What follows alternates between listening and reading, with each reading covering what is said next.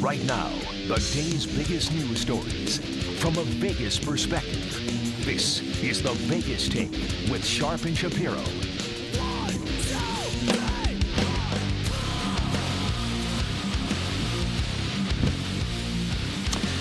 All right, good morning, Las Vegas. Welcome. It is the Vegas Take. It is Friday. We've made it to the end of the week, and we are live again, broadcasting from my apartment in Las Vegas because we're not allowed in the studio, understandably, because they are in lockdown, as many businesses.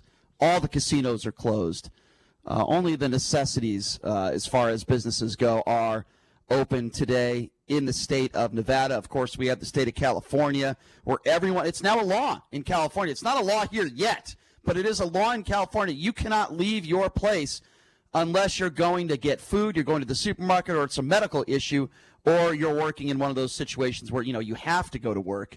And now the state of New York has implemented that exact same thing for the most part. So it's crazy, strange times we're living in. Let me give you a quick rundown. We've got some great guests today coming up here. Hour number 2, Lawrence Weekly. He's the Clark County Commissioner, one of the Clark County Commissioners, and he was on our show a few months back. It was such a great interview. He was so happy that the NFL draft was coming here to Las Vegas. Boy, he has to be disappointed. Lawrence Weekly will be joining us in hour number 2. Mr. X, the Hollywood conservative, will be joining us in hour number 3. Talk about this California shutdown and this weird Imagine video that these celebrities did. It is beyond ridiculous. We'll get to that. OJ weighing in on golf. That's what he cares more about, is golf than the coronavirus. We'll get to that coming up in hour number 3. And this guy, his name is Chris Janetsky. He bought 48 boxes of what was it? It was that, what do you call it? I'm drawing a blank here. Hand sanitizer? Hand sanitizer. No, toilet paper. Or toilet paper. Okay, I'm sorry. Different guy. 48 boxes of him and his wife. They accidentally ordered 2,000 some rolls of toilet paper before the coronavirus hit, and now they're sitting pretty. Brian, it literally says T.P. They literally hit the jackpot. Well, there was a guy in Tennessee that stocked up on hand sanitizer. Right, I got those and stories. And then he wasn't able to sell it. So they're very similar. So yesterday, if you recall, I was openly criticizing a local radio talk show host. His name is Allyn Root. Now, some people have called him a right-wing conspiracy theorist, but we're going to have him on the show. He's agreed. Allyn Root has agreed to come on the show at 9:30. Listen, I said some very not so nice things about him yesterday. Some things I may apologize for, some things I may not. But it's going to be, at least what I hope to be, a good civil debate with Allyn Root. And the reason why I spoke about him yesterday is because he was saying he has a product that he uses that kills the coronavirus. I find that to be extremely irresponsible, and it's just not true. I believe it to be a lie. But he has been nice enough, and a stand-up guy, will say, because he's willing to come on the show and have a debate about that. So I do respect that. I do appreciate that. He's going to be coming up in about 20 minutes. It's going to be must-listen-to radio, folks. You're not going to want to miss it. But that being said, there... Go ahead, JD. Finish your thought. Can you hear me? Yeah, go ahead. There was a study conducted in France with a hybrid drug of what's called chloroquine, which has been used to treat malaria for about 80 years, and a Z-Pak, or azithromycin, that actually showed and was very effective. 30 patients all had the virus who were infected with the virus. The virus ended up removed from their system entirely in 6 days. According to who, though? What, that report from who? What you're telling me right now, where did you get that information from? Because all the professionals in this country, the medical professionals, and I'm going to list them when he comes on, are saying that none of that is a cure for the coronavirus, and there's no evidence to support the fact that it helps any viruses. No, you're totally wrong about that, Brian. Okay, well, it's not me that's saying that. This was a study that came out of, it was done in France. Exactly. This came out of France. Exactly. Well, I'm going to tell you what people in this country are saying about that stuff. That doesn't change, though. That doesn't mean that it doesn't Well, it does work. to me. What I'm saying is we're definitely getting closer to having a cure for the coronavirus. Steps are being taken in the correct direction. Brian, if 30 people But where are you getting that story? Where are you getting took that story? This drug, and within 6 days, the virus was. And again, this is a drug that's been around for a long time. Is that the same thing that Allyn Root is trying to sell? This is totally different. Okay, so why are you bringing that up then? I don't understand. Because I'm segueing to yes, there has been progress to having a cure for the coronavirus. It is just not colloidal silver. Right, and that's exactly what we're talking about. No, yeah, but I'm not talking about that, Brian. I'm talking about. Okay, well, I'm talking about Allyn Root. I understand that, and Yeah. I'm just saying. But that being said, there is progress towards, and I cannot hear myself, Stein. Okay, we're talking about but I'm talking about Wayne Allyn Root and the reasons why he's coming on the show at the bottom of the hour. So anyway, we talked about it yesterday. We'll talk about it with Wayne Allyn Root today. Like I said, he's agreed to come on at the bottom of the hour, and we appreciate that. So he's a stand-up guy for doing that, and he's going to have a chance to defend himself, as anybody that we talk about on this show. I give anybody the opportunity to come on and defend themselves. Some say yes, some say no. We're glad that Wayne Allyn Root has agreed to come on, and he will be joining us coming up here in about 20 minutes or so. I want to start off with a story, before I get to some of the national stuff of the day. I'll tell you, I'm sitting in my apartment last night, and I'm talking to a lot of friends. I'm catching up with a lot of people on the phone. Like, what else is there to do, right? Read a book, go out and take a walk, watch TV, order some food. What else is there to do right now? I'm thinking to myself, this is like the first couple days of what we've had to deal with. And what I mean by that is this. I grew up in Connecticut, and the reason why I left Connecticut is because I was bored. There was nothing to do out there. Not a lot of bars, not a lot of restaurants, not a lot of entertainment. The best thing about Connecticut, I always said, is you're between Boston and New York. Not a lot of things to do. And I'm sitting in my apartment yesterday, I'm saying, and I wrote this on social media yesterday, and I was being serious. It's like I went back in time, and I moved back to Connecticut. Because what we're looking at here in Las Vegas is nothing. And I love this city. I love Las Vegas. I love the state of Nevada. I like the weather, no taxes. I love the fact that, everything is so convenient 24/7. But now you go down to the Strip, everything is closed. There's no concerts going on. There's no sporting events. There's no entertainment. All the nice restaurants are closed down, and some of the restaurants might be open for takeout, but that's at best case scenario. There is literally nothing to do. And now I'm thinking to myself yesterday, what are we going to do for the next 30 days? And I guess I'm selfishly thinking like that because obviously the first thing I should be thinking of is the health and well-being of everybody in the state of Nevada. And I do feel that way. That obviously is my number one concern. But there's nothing to do. It's now Friday. And look, I'm a guy with horrendous attention deficit disorder. And I know you have the same, JD. You are not yes. alone on that. Yes, right? I know we both have that in common, sadly. We carry that. So, but listen, JD, you have a family, right? You have a family to take care of. You're married. You have a beautiful daughter. I'm the single guy living here in Las Vegas, and I'm the type of person that likes to go out. But when I say go out, here's what I mean. Keep in mind, Brian, I have a beautiful daughter that is 2 years old and cannot go to daycare. So that's difficult. So my daughter is at home all day long, and we just moved from a big house into a much smaller place. So it's not as easy as you would think. No, I didn't say it was easy, but you have more responsibility than me. I guess that's what I was trying to. That's an absolute fact. Yeah, that's what I was trying to say. So a guy like me, I'm not one. I don't drink a lot, and I never was one to go to the clubs and all that sort of stuff.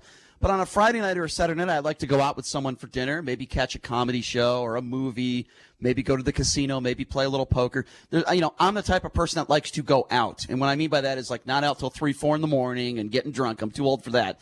But I'm saying just going out and having options. We literally have no options now. What are our options? I mean, I stated it earlier in the show. Our options are what type of food are you going to get for takeout? What's on television? What are you going to watch? Netflix, go on the internet. Really, that's it. But this is like day 2 of this thing, and I know I'm not alone, and many of you thinking, what the heck are we going to be doing for the next month?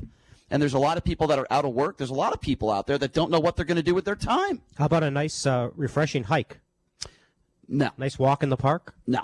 That's not for me. Exercise? No, it's not for me. Doesn't count as entertainment. Stein, No. it's 48 degrees out this morning in Las Vegas. It's been very, very cold the last 3 days. It rained yesterday as well, so the weather hasn't been up to those standards to go on those walks or those Red Rock hikes. But I mean, that's it. I mean, what else do we have for options? Maybe I guess you could go on a picnic with somebody, but you got to stay 6 feet away from them. I mean, it's insane. And so the point I'm trying to make is there are some people out there that are freaking out. What are we going to be doing the next month? Obviously, number one priority, like I said, is keeping yourself safe and healthy and with your family, that sort of thing. That's priority number one. I totally understand that. But this is new territory for a lot of us. This is the reason why I moved to Las Vegas. This is the reason why I love this city, because it gives you options. I like any city that gives you options. And Vegas is that city. And that's really what what I'm thinking to myself, we're going to be doing this for the next month. It's crazy. We better figure out, put your cell phones down, put your laptop away, and But the problem is people say, well, people aren't social with one another anymore. The day of the millennials where people don't want to interact. Well, they're telling us that we shouldn't interact. We shouldn't be close to each other. So what else do we have besides our cell phone, besides our laptop, besides our home entertainment systems or whatever you want to call it? What else do we have? It's crazy times that we're living in. We will take some calls coming up in hour number 2. And as I've said it all week this week, and I'll say it again, this show's about you. We want to hear your concerns. We want to hear about what you've had to go through over the course of the last several days. How are you adapting to this coronavirus pandemic? So we'll take your calls coming up in hour number 2. But this is a story I really want to get to on a national front. And by the way, we'll give you the latest updates. Donald Trump holding a press conference as we speak. We'll give you the nuts and bolts of that press conference coming up here in just a little bit. But the big story that came out yesterday, besides the fact that this virus is rapidly growing. I think we're up to, if I'm not mistaken, it's something along the lines of a little over 16,000 people now with the virus. So it's scary times we're living in. It's about 14,700 with 218 deaths. No, last time I checked. Yeah, well, we just saw on the news just now. It's approaching 17,000. It's in the 16,000s right now of those who are infected. You're right. Those who have died, sadly, it's around that 200 number. But things are getting very serious. So in a time where you want to hear about our politicians working their asses off, putting laws into place and putting things in place to try to do whatever they can to help us, now we have a story that comes out now that we're learning that 4 senators have dumped their stocks when they went into private meetings, intel meetings about this virus weeks ago. This is a really, really troubling story. So Chairman Richard Burr, we're learning he sold anywhere between $700,000 and $1.7 million of his holdings. Way back on February 13th, you're telling me Donald Trump didn't know how serious the thing was in early February? This is a week before the market started to tank. And the records are showing that the stock sold by Burr, a North Carolina Republican, he was receiving daily briefings on the coronavirus outbreak at that time, including holdings in hotels, shipping firms, and other industries that were hit hard by this pandemic. This is a report that's out from the Washington Post, and nobody in the Burr camp is denying it. Burr is also under scrutiny for remarks he made to a group of VIPs at a private luncheon. It happened on February 27th. He gave them warnings, much stronger than anything we had said in public. You're telling me if Burr didn't know what was going on, or I'm sorry, if Burr knew what was going on in February, you're telling me the president didn't? Don't make me start going over the comments that the president of the United States made in February, because they're troubling and they're disgusting and they're not factual. And it just doesn't make any sense to me. So I want to play you a little bit of audio. This is a leaked audio recording. It was obtained by NPR. This is Senator Richard Burr speaking on February 27th, that day that I was just talking about. On this day, the U.S. only had 15 confirmed cases at the time, and Trump was downplaying the virus. Have a listen to this.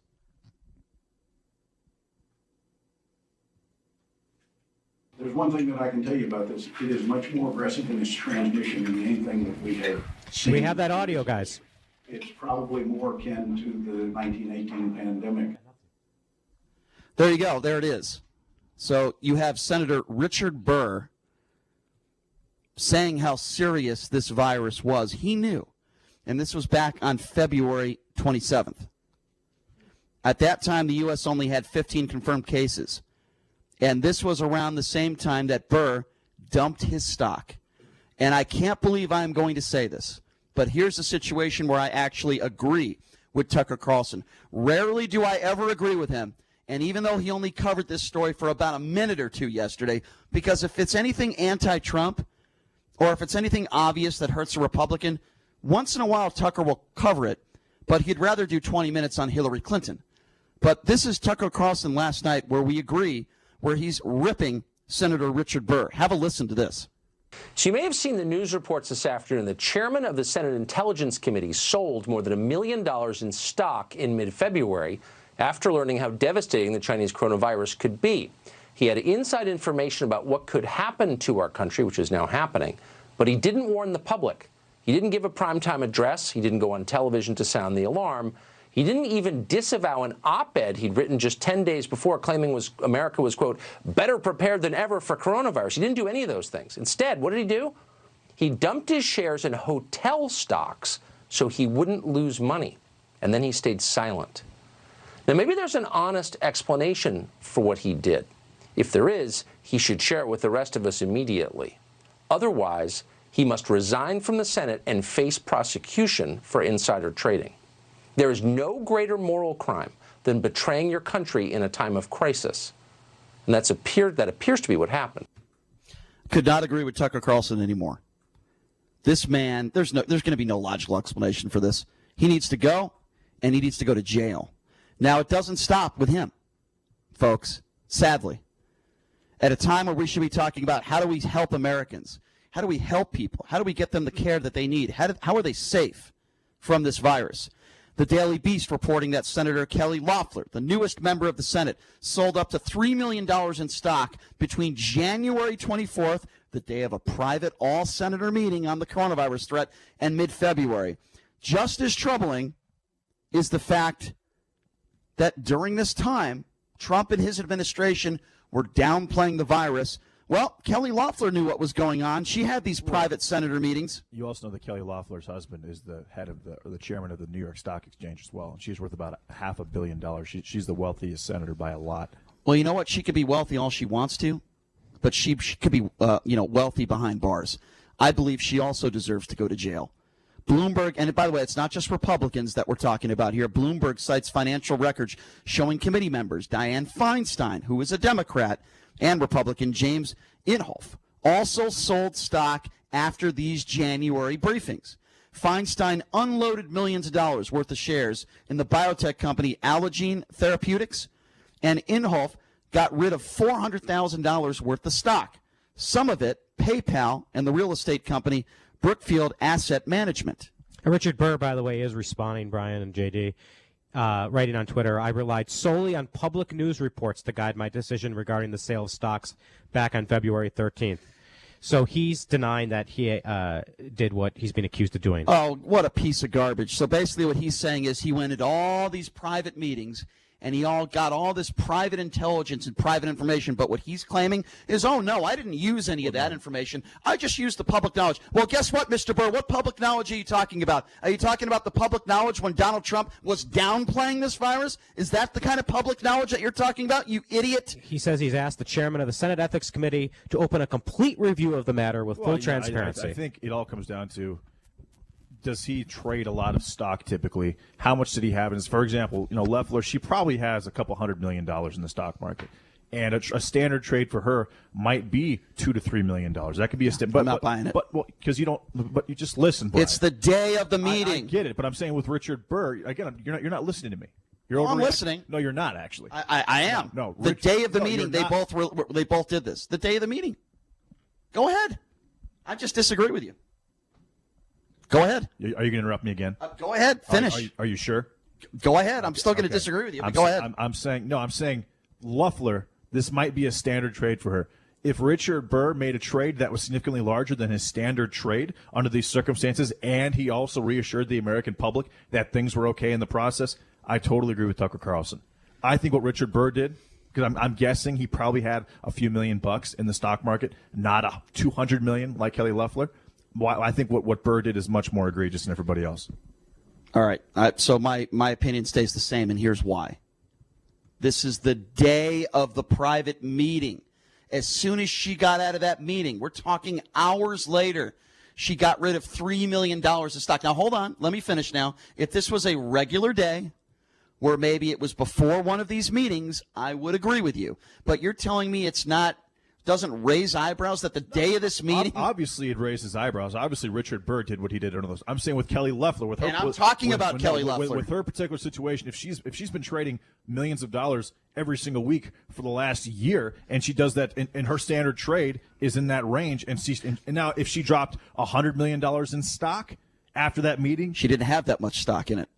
No, I'm saying in general, in whatever holdings she had. Because the entire market crashed. Okay, but let me repeat this. It wasn't just specific businesses. I understand. That crashed. What I'm saying is, if Loeffler had taken out 50% of her money in the stock market, then I would agree with you, her being on the same level as Burr. But I'm guessing that Burr probably took about 60% of his money out of the stock market because his net worth is significantly lower than Kelly Loeffler's. Let me repeat this again because I think this is very, very important.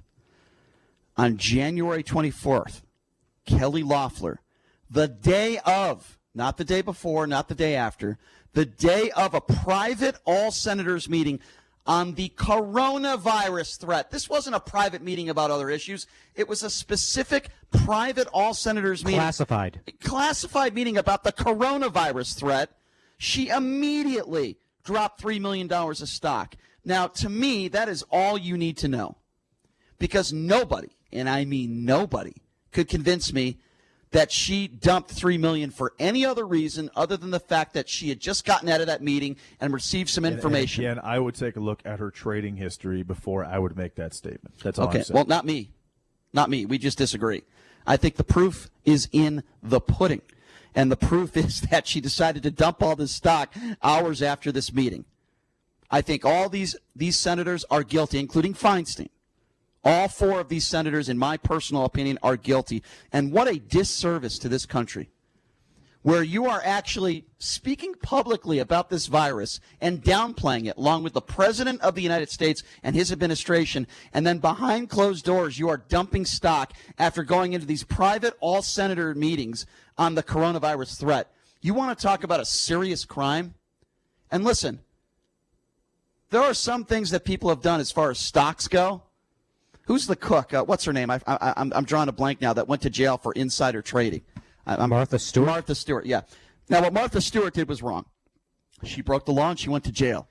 You asked me what these senators have done is 20 times worse, because they're downplaying a virus, and at the same time they're trying to downplay it publicly with their statements. They're going behind closed doors, maybe with their husband or wife or with their families, after going in these private all-senator meetings on the virus, and they're dumping stock. And the reason why Burr would do something like reassure the public is to keep the stock where it's at, which allows him to dump the stock. Had he told the public what was going on, the stock would have dropped by itself, and he wouldn't be able to get out of his position. And what you were talking about Burr, let me give you a little bit more information about what you said. So Burr's net worth was estimated at around $1.7 million in 2018, meaning the sale likely included most or all of his holdings, according to ProPublica Notes. That's what I'm saying. So, but again, you understand what I'm saying. You go into a private meeting. I get what you're she saying. could be worth $1 billion. You go into a private meeting, and it also. And by the way, this private classified meeting was only about the coronavirus. And then hours after this meeting, you dump stock. I get it, but Richard Burr dropped about 90% of his entire net worth.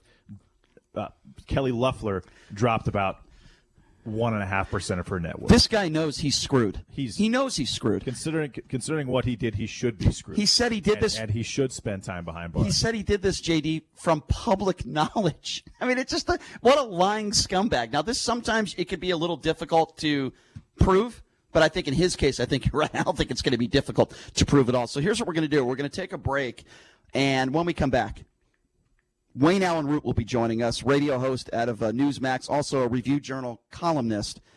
We talked about him yesterday. I said some not very nice things about him yesterday.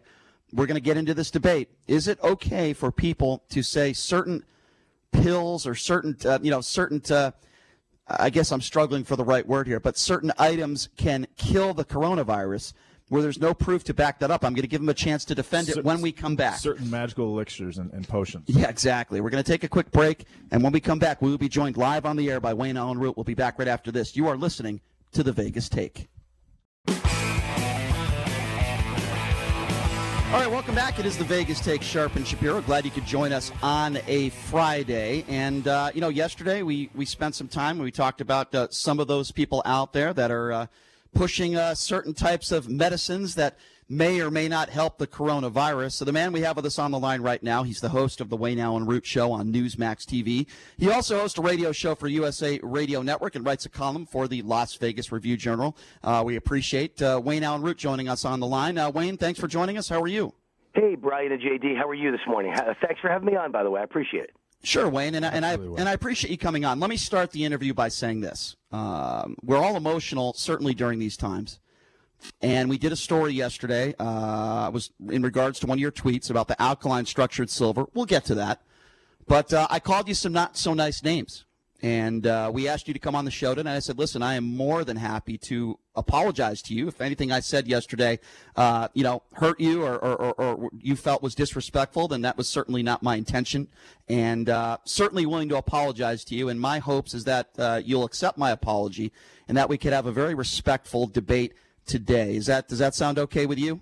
Well, it sounds fine. I really didn't call for a debate. I just called because I don't know why you chose yesterday such a line of attack over something that just is ridiculous. All I was doing, Brian, if you want to attack me over politics, that's always cool, and that's fine. But, I guess because I grew up as a Jewish kid in New York and most of my friends and relatives are liberals, I don't hate the person. I only hate the politics. I never, ever, ever get mad at people unless I meet them and I don't like them. That's a different story. I'm betting any amount of money, if you ever met me, you'd really like me. We would just have to avoid politics.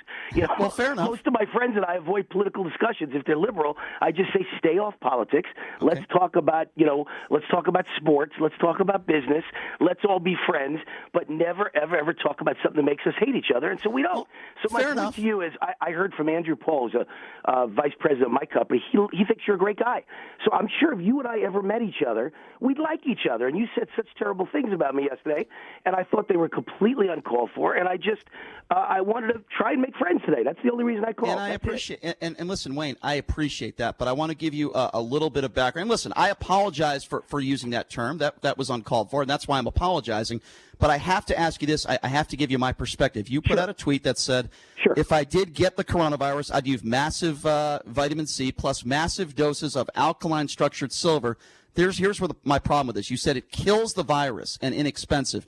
The Center for Disease Control and Prevention said there's currently no vaccine to prevent the coronavirus. The National Institute of Health National Center for Complementary and Integrative Health said scientific evidence doesn't support the use of silver dietary supplements. The Food and Drug Administration and the Federal Trade Commission have sent warning letters to companies for promoting silver products that claim to prevent the coronavirus. So again, my question to you is, you have a huge platform. If you want to take this stuff, I've got no problem with that. You can take whatever you want. But you have a huge platform, Allyn. I'm sure you would agree with that. When you say it kills the virus, there's no evidence to support that, and that's why I got frustrated when I saw your tweet. I think probably you misconstrued the part of the tweet, because I said I would take intravenous vitamin C. It's proven, not by me, but in China and in South Korea, I've tweeted out the articles, that intravenous vitamin C has, in fact, caused miraculous recoveries in both those countries,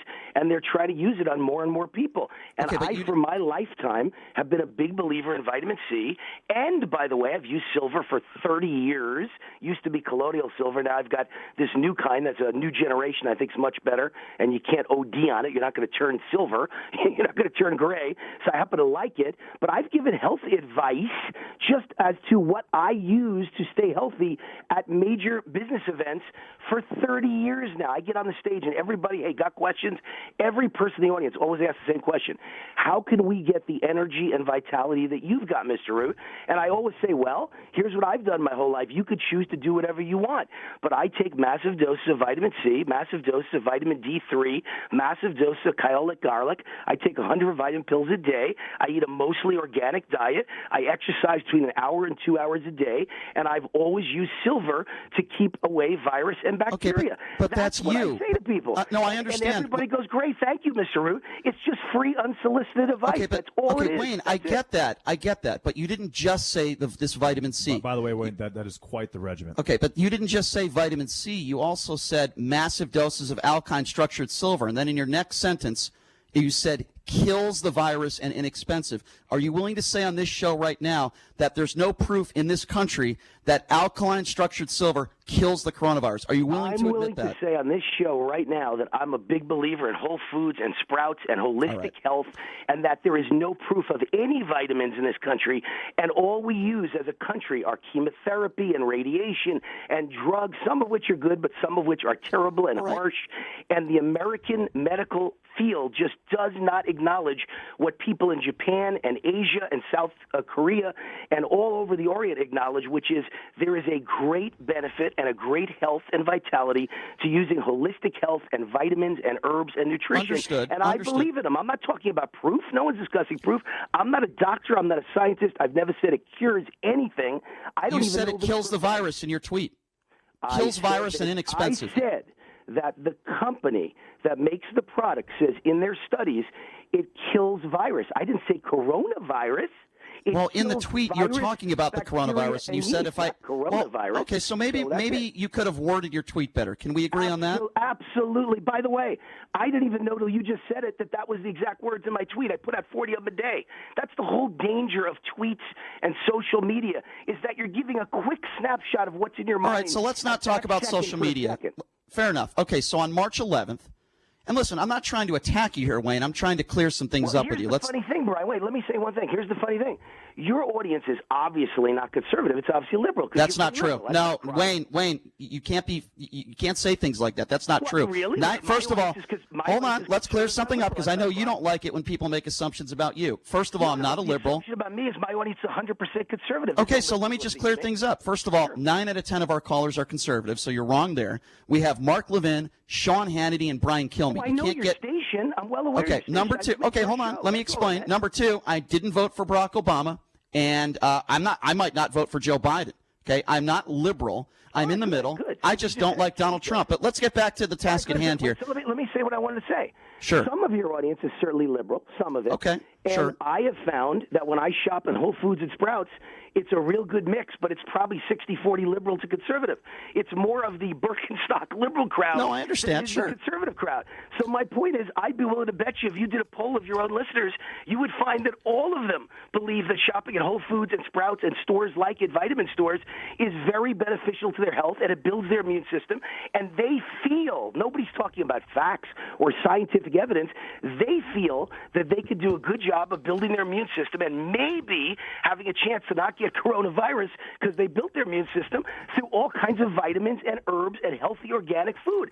I do believe that. I've never said it's scientific evidence, and I don't care it's no scientific evidence because we have a very corrupt system in America, and here I'm a conservative telling you this, a corrupt FDA and a system that literally they'll come with guns drawn and arrest a doctor who preaches holistic health, but they'll be glad to protect drug companies and doctors who literally their patients are dying due to medical mistakes, overdoses, and bad prescription drugs, and no one says a word about that. I'll bet you all your listeners are cheering for me right now with what I just said. You got to go holistic because the real medical community, unfortunately, sadly, doesn't understand vitamins and herbs because they can't make any money. Right, well, I'll tell you what, Wayne, we will let the listeners decide for themselves, but let's move on. Here's something that bothered me, and maybe we can clear this up as well, and I appreciate you doing this, by the way. And as you know, apologizing. Absolutely. You deserve that. And I appreciate you coming on. So 59 people died on October 1. And we were all touched by what took place that day. I know someone personally, myself, that was shot. In October of 2017, after that mass shooting, you said it was an Islamic terrorism, and you never apologized for that, instead insisting that you heard about the connection from a credible news source.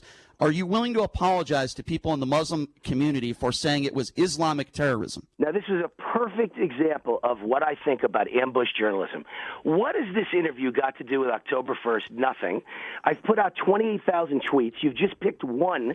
This is what the liberal media does every day. In my entire It's something life, you said. Out of 28,000 tweets, you guys have found 4 of them that you find objectionable.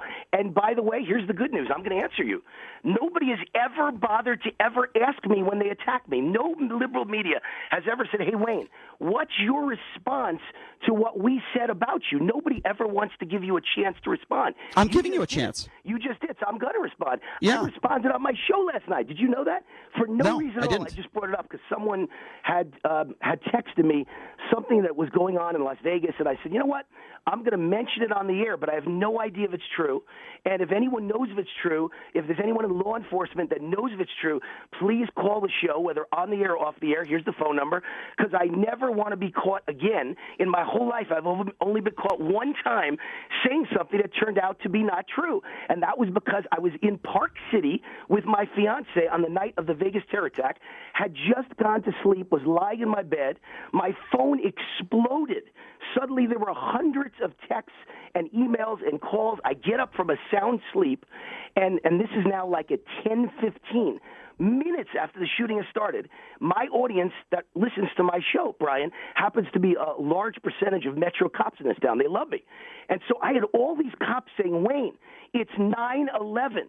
We're under massive attack up and down the strip. There's reports in every hotel of shooters in the lobby. This has to be a 9/11 Islamic terrorist attack. It has to be ISIS. No one Okay, else fair could enough, possibly which pull wasn't this true. off. And So by the way, let me tell you the second thing they told me.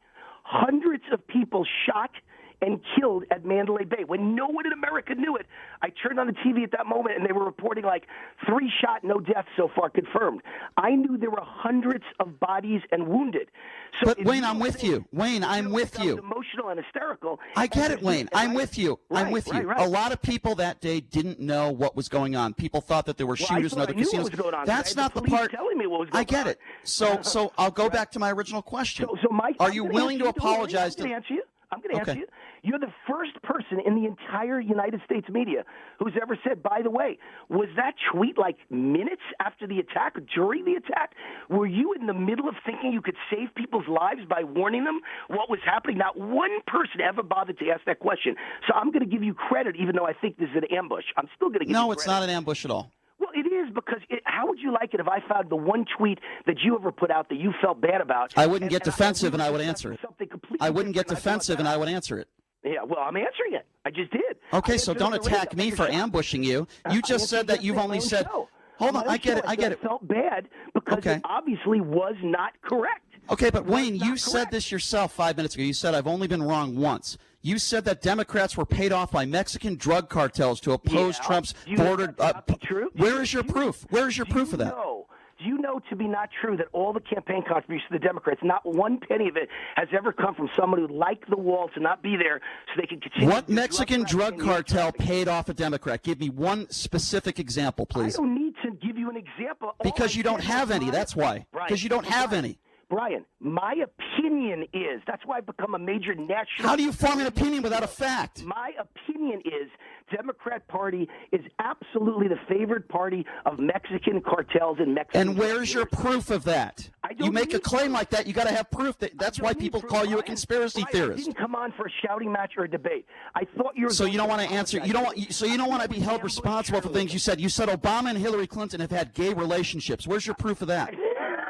Yeah, it's not funny. What if somebody said that about you and your family? Would you laugh? 28,000 tweets, and you tried to find 4 of them.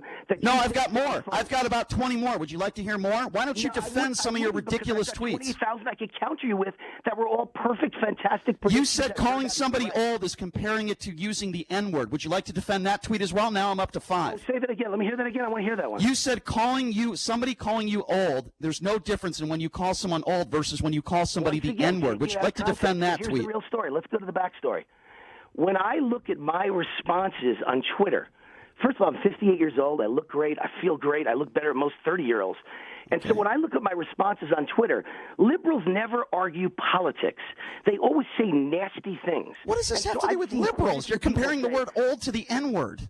That's irresponsible. It's a horrible thing to say to someone, hey, you old man. So you want to compare calling somebody old to the N-word, and now you're willing to defend that on KDWN? Both are disgusting. Do you realize how ridiculous that is? To treat people. Both. So to all African Americans, calling somebody old to you is the same as, just to be clear here, the same as the N-word. I grew up in an all-black town, all-black neighborhood. That has nothing to do with it. That has nothing.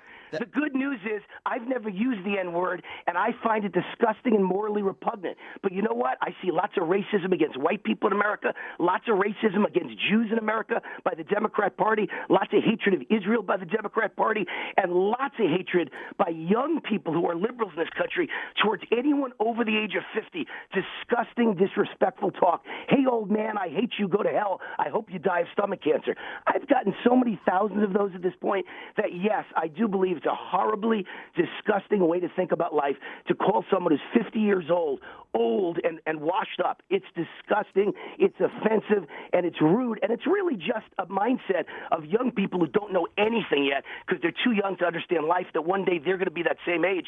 And so you think I'm too young to understand life at 39 years old, that I believe that the N-word is the most disgusting word in the dictionary, and I would never compare it to calling somebody old, and you think I don't understand life for having that opinion? The N-word's right up there at the top. Absolutely. With calling you old. And so are lots of other words. All right, well, we'll just agree to this. We'll just agree to that's fine. If you're 80 years old, old's probably not a terrible word to call someone because you are elderly and senior at the age of 80. See, to me, it's like calling me bald. Like I'm Wayne. Death and says, I hope you die of stomach cancer. Wayne, I'll compliment you. I have a right to be upset. Wayne, I'll compliment you. You have a great head of hair. Why don't don't you say that Wayne Root's the only guy in America who knew that Trump would be elected president, went out on the limb and built an amazing Well, because career you're not. based on a great prediction? Because you're not. There are other people in this country that also believed, including Michael Moore, that believed that Donald Trump was going to be elected. Because that would be a lie, Wayne, for me to say you are the only person in the world.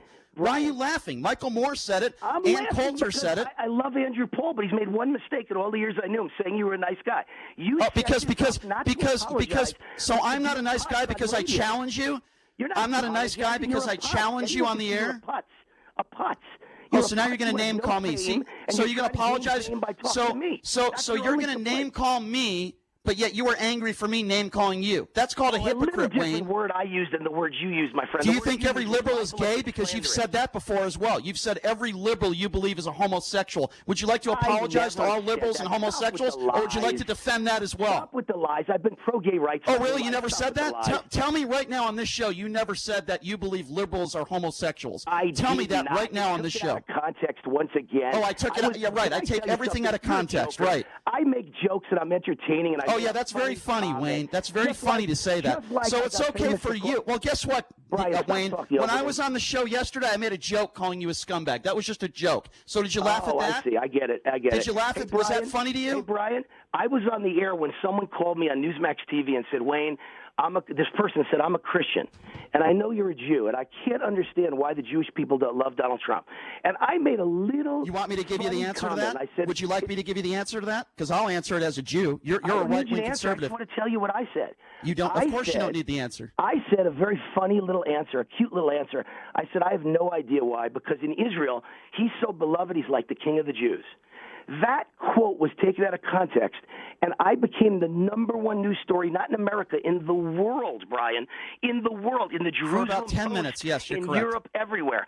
Now, it was a little comment meant to be funny and elicit a laugh, and nobody ever asked me, Wayne, what did that comment really mean? And it was just a joke. And you're doing the same thing every liberal media does. Okay, well, I'm not a liberal, so you can label me all you want to. That would be like me calling you a right-wing conspiracy. But let me say this. I don't believe you're a dumb guy, Wayne. I think you're a smart guy, okay? I believe you say things just like InfoWars to get clicks. Okay, let me finish. I believe that you were nice enough to apologize. Okay. This was never intended as an apology, Brian. It's your way to get a little bit of ratings and to be nasty. Oh, so I'm using you for ratings. Okay, so you're telling me when you say gays, when you say all gays are liberals, it's not to get clicks? When you make these ridiculous jokes and these comments, that's not for ratings and clicks? Is that what you're trying to tell me right now? My ratings are through the roof because I'm an entertainer. Answer the question. When you make these ridiculous claims, it's not about clicks and ratings? Hey, Brian, there's no reason for you to be nasty. You've proven again today that liberals are. You're not answering my questions, and you called me names. I haven't called you a name. One bad thing you've ever said. Do I bring up one bad thing you've ever said? No, because I don't know you. To me, you're an because I don't say things like you say. I don't attack people like you attack people. I don't say things because it's my opinion to get clicks. I say things because I actually mean it. Excuse me? I don't. Where have I called a Republican and said things about Republicans that you've said about Democrats? I don't say that Republicans were paid off by Mexican drug cartels. And then when hold on a second. I've never said, and by the way, I don't listen to your show either, so thank you for the compliment. I've never said that Republicans are paid off by Mexican drug cartels, and then somebody challenges me, and I say, well, it's just my opinion. You have to have facts to back up an opinion, Wayne. When you say liberals are gay, and then you say, well, it was just a joke. Based on facts. I thought they were based on opinion. I didn't know that. And by the way, every conservative in America. Name me something I said that is not a fact. Go ahead. Go into the archives. Brian, is it's irrational for anyone to believe that a liberal could say there's no crisis at the border. Someone's paying. Did I say there wasn't a crisis at the border? Of course there's a crisis at the border. Oh, really? But saying that, excuse me, saying there's a crisis. See, here's where you back off your comments. When saying there's a crisis at the border and then saying Democrats paid off by Mexican drug cartels, millions, hundreds of millions of dollars are two completely different things. Don't change the subject. I'll bet you're assuming I'm thinking they're paid off in a Swiss bank account, and you know what I'm saying? Where's your proof? Contributions to the Democrat Party are very high for a party that claims Republicans are the party of the rich. You guys outspend us. Where's the money coming from? What do you mean, you guys? What do you mean, you guys? Why are you so irrationally against the wall when Americans are Did I say I was irrational against the wall? Where did I say that? 3,000 Americans. Where did I say I was against the wall? So somewhere Someone doesn't care. Someone is irrational about sanctuary cities. And all I've ever said is, I'm a smart guy, and I know somebody's getting money off this. So would a smart Nobody guy should be say? American Would a to be smart against the guy law. say that Heather Heyer, at the white nationalist rally, was killed, and you said it was BS, and you said the enough with the protesters? lies, Hold on, let enough me with the finish. lies. You said on your You're show that taking my it words out of probably context. paid You're actors using- and infiltrators hired by You're using Soros the did it. Same 4 or 5 texts. See, because you that can't. all You the keep saying liberal 4 or 5. That's your organizations lie defense. about, Let me Brian. tell you something. If you've been on Brian, the air it's for not good 40 to years. do. If Right. you've been on the air for 40 years and you say one irresponsible, horrific thing, you should be called out on it. That is a pathetic excuse on your part. You could have a right. billion tweets, but when you Hey, compare, excuse Brian, me, I was no, a don't sports Brian geek, me. Brian. When you compare the N-word Brian. to calling somebody old, you sound like Brian, a fool. This never happens to liberals because conservatives never. I'm not a listen to liberal. word Don't say. you call me a We don't liberal. know the You don't lies compare tell the in your tweets.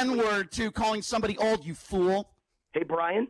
We No, don't you listen hate to Brian me. watch your I've only tweets. got 4 or 5 tweets, so it's okay for me to say ridiculous, hurtful things. You're a How about fool, if- and you how can't about if defend I it, go- so that's your Brian, defense. I've only got Brian, 4 or 5 my tweets. entire 3-hour show each day, most of it. Yeah, is I have an totally entire liberal. 3-hour show, too. Who Most of cares? it, Brian, it's not a good interview when you scream over your guests. It's really not. You know what? It's not a good interview because you haven't defended one of your most ridiculous tweets, I and in your didn't defenses, defend the Vegas you're going after massacre. 4 or 5. I didn't defend the Vegas massacre tweet. Did you defend any of the other? Well, it's ridiculous because you haven't apologized for it. I get the massacre tweet, but you're laughing. Brian, Will you I apologize said, to Brian, Muslims? I said I talked about it on my own show for a half hour yesterday. Did you apologize? I said that I wish I could take it back. Absolutely. Did you apologize? No, because I got police information that it was a coordinated. And now that we know it wasn't true, are you willing to apologize? There was Yes or no? nothing I said that was wrong. It just turned out to be incorrect. Simple as that. So you didn't say it to be wrong, even though it was wrong days Brian, later. I'm That not makes a lot here of to sense. defend that. I'm here to ask you to apologize. Well, you just brought it for the up. terrible You haven't things about me apologized yesterday, for it. Brian. I'm sorry? You're showing what a nasty, petty person you are, and you got. Oh, I'm nasty and petty because you can't defend your ridiculous I came tweets, on but to be I'm the nice, nasty, and I petty said one. at the beginning of the interview, Let me tell you it's something. all A about nasty, being petty nice. person And you know compares what? the You're making a N-word to fool out of calling yourself, somebody Brian. old. That's a fool. nasty, petty person. Do you understand where the You're N-word making a came fool out from? of yourself. Do you understand how Notice I hurtful it is to I African hung up Americans? 10 minutes ago, but I try to be nice and listen to people, but you don't want it. You have no interest in it. Okay, defend any of the tweets. I'm listening. I Go tried ahead. to find common ground between you and I. That We have was the zero reason I common ground. called. Zero. We were supposed to get along. Your general manager, I'm sure, put pressure on you to apologize, and that's why you called me.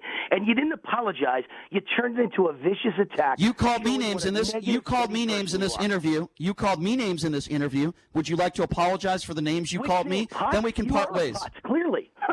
Okay. That's Well, not you know a what? bad If you word. want to call me a putz, then I think you're a scumbag. So Okay, we're even. okay. Brian, All right? No, it's not you okay. are a If you want to nasty, use the nasty courts and human you want to being. sue me And for your calling you a ratings are scumbag, go minuscule. ahead. See you later, buddy. Go ahead and sue me. Yeah, what a jerk. What a jerk. Get that guy off the line. What a jerk. So he calls me names, and the whole reason why he was angry yesterday calling our station was because I called him a name. And then he goes on the air today and calls me names. He can't defend any of his tweets. The tweets go on and on and on. He can't defend any of them. He refuses to apologize. He doubled down on one of his tweets saying that he believes calling somebody old is the same as calling somebody the N-word. And then when he can't defend any of it and he sounds like a fool, he calls me a putz and a bad person. Folks, Wayne Allyn Root was just exposed for you on the air. You can make your own decision if you'd like, but I used his own words. His own words against him. Some of the things he said over the years. Let me be very clear on this. I have zero in common with Wayne Allyn Root. Zero. I have nothing in common with this guy. You're both Jewish. Well, that's true. I have zero in common with this guy. And if you noticed, when I kept reading off some of the things he said over the years, he couldn't defend it. He laughed. Well, I think you were a little more prepared than he expected you to be. Well, you know what? That's what radio hosts are supposed to do. I don't just spew opinions like him without facts to back it up. All right, here's what we're going to do. We're going to take a quick break, and when we come back, we will be joined by Lawrence Weekly, Clark County Commissioner. Obviously, Lawrence is not happy about the fact that the NFL draft is not going to be happening here in Las Vegas. He's not happy about that, but for obvious reasons, and also the county response to the virus. We'll get to that and take some phone calls, your reaction to that interview as well when we come back. You're listening to the Vegas Take on 101.5 FM, 720 AM, KDON.